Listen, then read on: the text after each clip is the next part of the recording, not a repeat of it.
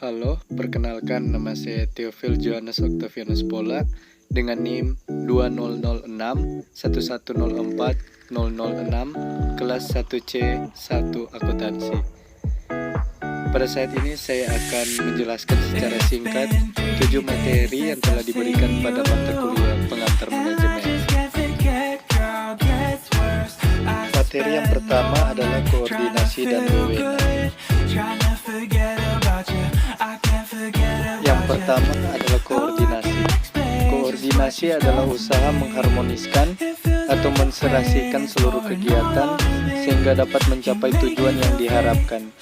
Dengan demikian, dari definisi di atas dapat disimpulkan bahwa terdapat 4 pokok pikiran yang merupakan intisari koordinasi. Yang pertama, kesatuan tindakan atau kesatuan usaha. Yang kedua, penyesuaian antar bagian. Yang ketiga, keseimbangan antara kesatuan. Dan yang keempat, kelarasan. Proses koordinasi. Yang pertama, koordinator atau supervisi. Seorang koordinator atau seorang supervisi pada hakikatnya untuk lebih meningkatkan suasana koordinasi yang lebih baik. Yang kedua, pembuatan strategi dan kebijakan. Organisasi harus membuat suatu rancangan atau acuan atau standar tentang kebijakan beserta cara pelaksanaannya mengenai koordinasi. Yang ketiga, penyederhanaan organisasi. Perumusan organisasi yang ada harus mampu dijabarkan secara sederhana, mudah dipahami oleh masing-masing unit organisasi. Yang terakhir adalah perencanaan dan penentuan tujuan. Proses ini merupakan tahap akhir setelah 3 proses tersebut dilaksanakan. Selanjutnya adalah wewenang. Wewenang sangat berpengaruh terhadap berjalannya suatu organisasi. Ada 2 pandangan yang saling berlawanan mengenai super wewenang, yaitu teori formal dan teori penerimaan. Teori formal atau pandangan klasik. Wewenang merupakan anugerah ada karena seorang diberi, diwarisi atau dilimpahi hal tersebut. Beranggapan bahwa wewenang berasal dari tingkat masyarakat yang tinggi dan kemudian diturunkan dari tingkat ke tingkat. Jadi pandangan ini menelusuri sumber tertinggi dari wewenang ke atas sampai sumber terakhir, di mana untuk organisasi perusahaan adalah pemilik atau pemegang saham. Teori penerimaan atau acceptance theory of authority.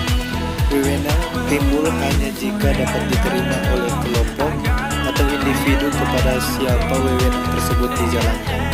Pandangan ini menyatakan kunci dasar wewenang oleh yang dipengaruhi atau influence, bukan yang mempengaruhi atau influencer. Jadi, wewenang tergantung pada penerima atau receiver yang memutuskan untuk menerima atau menolak.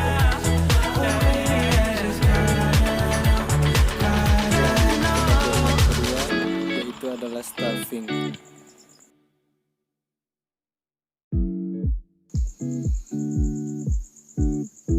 Staffing merupakan fungsi manajemen yang hampir sama dengan organizing. Secara sederhana, fungsi ini bertujuan untuk menempatkan sumber daya di perusahaan di tempat yang paling tepat sesuai dengan bidang keahliannya. Fungsi staffing juga tidak hanya masalah tenaga kerja saja, melainkan seluruh sumber daya dalam perusahaan. Hal ini termasuk peralatan, inventaris maupun sumber daya lainnya. Staffing sangat penting dilakukan agar divisi yang ada di dalam perusahaan dapat dipenuhi kebutuhannya secara merata. Fungsi staffing mencakup beberapa hal berikut ini. Yang pertama, perencanaan sumber daya manusia yang sudah tersedia. Kedua, perekrutan tenaga kerja apabila terdapat kekosongan pada divisi tertentu. Yang ketiga, proses seleksi calon tenaga kerja yang mendaftar. Yang keempat, pengenalan terkait perusahaan serta melakukan orientasi. Yang kelima, pelaksanaan kerja. Yang keenam, evaluasi kinerja yang telah dilakukan. Yang ketujuh, memberikan reward atau punishment sesuai dengan hasil evaluasi yang telah dilakukan. Dan yang terakhir, memberikan pengembangan atau jenjang karir. Lanjut ke materi selanjutnya, yaitu motivasi. Motivasi berasal dari kata mover yang berarti dorongan atau menggerakkan. Motivasi atau motivation dalam manajemen hanya ditujukan pada sumber daya manusia umumnya dan bawahan khususnya.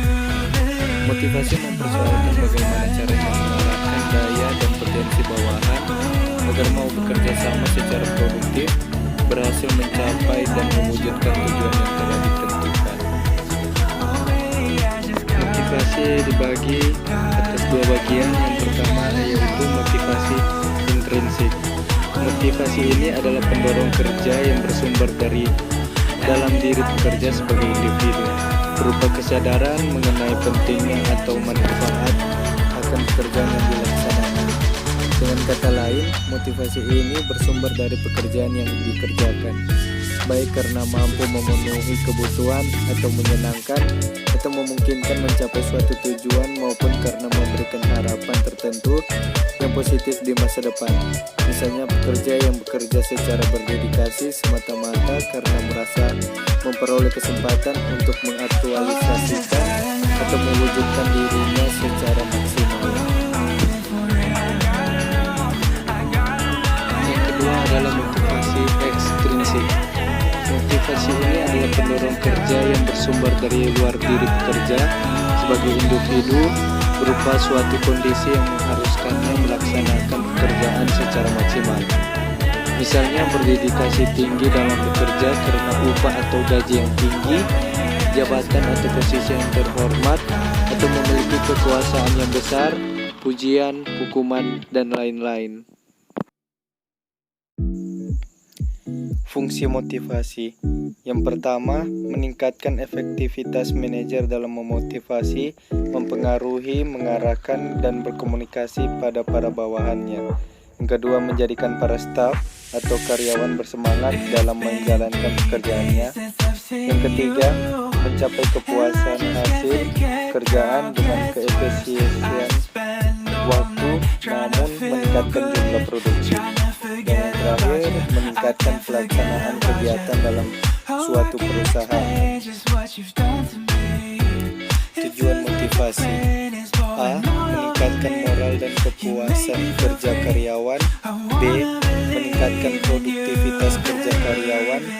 C. Mempertahankan kestabilan karyawan perusahaan. D. Meningkatkan kedisiplinan karyawan.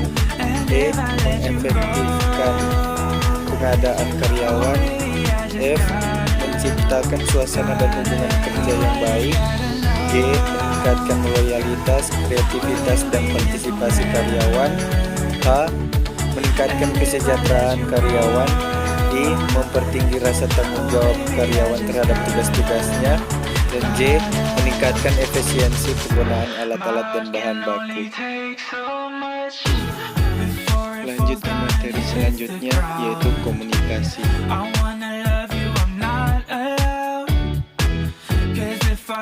Komunikasi berasal dari kata communicare dalam bahasa Latin yang berarti sama atau menjadi milik bersama. Dengan kata lain, dengan berkomunikasi, seseorang berusaha menyampaikan suatu gagasan atau ide dalam pikirannya kepada orang lain. Kemampuan berkomunikasi sangat penting peranannya bagi seseorang pemimpin. Agar seorang pemimpin dapat menyampaikan gagasannya kepada bawahannya dengan baik, termasuk untuk dapat mempengaruhi perilaku bawahannya, maka diperlukan komunikasi yang efektif. Proses komunikasi. Secara umum, proses komunikasi terdiri dari tiga komponen komunikasi utama, yaitu pengirim pesan atau komunikator, penerima pesan atau komunikan, dan pesan itu sendiri. Secara lebih rinci, proses komunikasi dalam pengantar manajemen terdiri dari komponen berikut. Komunikator. Komunikator atau pengirim pesan adalah orang yang menyampaikan gagasan atau ide yang dimilikinya kepada orang lain, dengan harapan agar orang tersebut dapat memahami maksud pesan dan memberikan reaksi positif.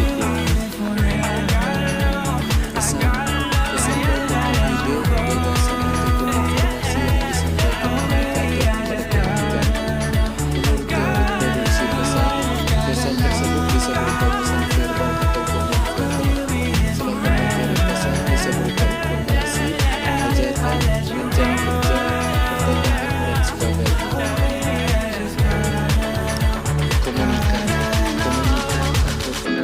pesan adalah orang yang ditargetkan oleh komunikator untuk menerima pesan yang disampaikan. Untuk dapat memahami isi pesan, komunikan harus dapat mengartikan simbol atau isyarat yang diterima oleh panca inderanya agar dapat dipahaminya. Sehingga penerima pesan juga didefinisikan sebagai pihak yang dapat memahami isi pesan yang dikirimkan komunikator dalam bentuk kode atau isyarat tanpa mengurangi arti pesan, atau dengan kata lain orang yang dapat memahami pesan sesuai dengan apa yang dimaksud oleh komunikator. Materi yang selanjutnya yaitu kepemimpinan. Kepemimpinan adalah suatu proses yang dilakukan oleh seseorang untuk mengarahkan, membimbing, dan mempengaruhi perilaku serta cara kerja orang lain demi tercapainya tujuan. Selain itu, kepemimpinan merupakan kemampuan untuk seseorang dalam posisi manajemen untuk membujuk atau memacu bawahannya agar mau bekerja dengan percaya diri.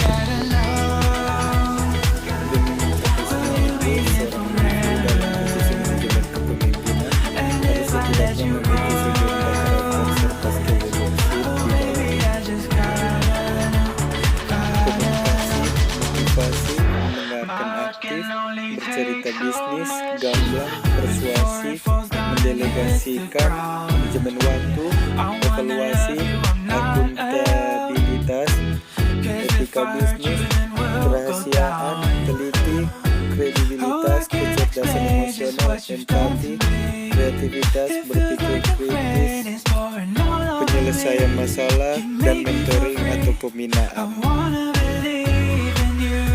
Materi yang keenam, pengembangan organisasi, budaya organisasi, dan manajemen konflik. Pengembangan organisasi. Menurut Robbins, sekumpulan intervensi perubahan terencana yang dibangun di atas nilai-nilai humanistik dan demokratik yang berupaya memperbaiki keefektifan organisasi dan kesejahteraan karyawan. Tujuan pengembangan organisasi yang pertama, menciptakan keharmonisan hubungan kerja antara pimpinan dengan staf, anggota organisasi. Yang kedua, menciptakan kemampuan memecahkan persoalan organisasi secara lebih terbuka. Yang ketiga, menciptakan keterbukaan dalam berkomunikasi. Yang keempat, merupakan semangat kerja para anggota organisasi dan kemampuan mengendalikan diri. Pengertian budaya organisasi. Budaya organisasi adalah nilai-nilai inti dalam organisasi yang dipegang secara intensif dan dianut bersama secara meluas anggota organisasi. Langkah-langkah untuk memperkuat budaya organisasi. Yang pertama, memantapkan nilai-nilai dasar budaya organisasi. Yang kedua, melakukan pembinaan terhadap anggota organisasi. Yang ketiga, memberikan contoh atau teladan. Yang keempat, membuat acara-acara rutinitas. Yang kelima, memberikan penilaian dan penghargaan. Yang keenam, tanggap terhadap masalah eksternal dan internal. Dan yang ketujuh, koordinasi dan kontrol. Fungsi budaya organisasi. Batas. Budaya menciptakan perbedaan yang jelas antara satu organisasi dengan organisasi yang lain. Identitas. Budaya membawa suatu identitas bagi anggota-anggota dalam organisasi. Komitmen. Budaya memfasilitasi timbulnya komitmen pada suatu yang lebih besar daripada kepentingan individu atau pribadi. Stabilitas. Budaya merupakan perekat sosial yang membantu mempersatukan organisasi dengan memberikan standar-standar yang tepat untuk dilakukan oleh karyawan. Pengertian konflik. Konflik adalah proses yang bermula ketika satu pihak menganggap pihak lain secara negatif dan akan mempengaruhi suatu yang menjadi kepedulian atau kepentingan salah satu pihak. Perbedaan konflik. Konflik individu adalah suatu pertentangan yang terjadi antara apa yang diharapkan oleh seseorang terhadap dirinya dengan kenyataan yang terjadi. Konflik organisasi atau organisasional konflik adalah ketidaksesuaian antara dua atau lebih anggota-anggota atau kelompok-kelompok organisasi. yang timbul karena berbagai kondisi dan situasi yang ada, misalnya keterbatasan sumber daya, perbedaan status, posisi, jabatan, tujuan, nilai atau budaya, serta persepsi. Penyebab konflik. Komunikasi yang buruk yaitu komunikasi yang menimbulkan kesalahpahaman antara pihak-pihak yang terlibat dan dapat menjadi sumber konflik. Misalnya adanya hambatan dalam berkomunikasi baik secara individual, organisasional, dan secara umum seperti gangguan semantik, kesalahpahaman dalam pertukaran informasi, dan gangguan dalam saluran komunikasi, serta ketidakkonsistenan sikap para manajer. Dan materi yang terakhir adalah pengendalian. Pengendalian atau dalam bahasa Inggris disebut dengan controlling merupakan salah satu fungsi penting manajemen yang harus dilakukan oleh semua manajer untuk mencapai tujuan organisasinya. Pengendalian dapat diartikan sebagai fungsi manajemen untuk memastikan bahwa kegiatan dalam organisasi dilakukan sesuai dengan yang direncanakan. Fungsi pengendalian pada dasarnya dilakukan di semua jenis organisasi, baik yang berupa komersial maupun yang non-komersial, dan dilakukan di semua tingkatan manajemen, yaitu manajemen puncak, manajemen tingkat menengah, maupun manajemen tingkat bawah. Fungsi pengendalian akan membandingkan kinerja aktual organisasi dengan standar yang ditentukan, menemukan penyimpangan, dan upaya untuk mengambil tindakan korektif. Dalam fungsi pengendalian ini juga membantu merumuskan perencanaan di masa yang akan datang. Dengan demikian, fungsi pengendalian akan membantu dalam membawa siklus manajemen kembali ke perencanaan.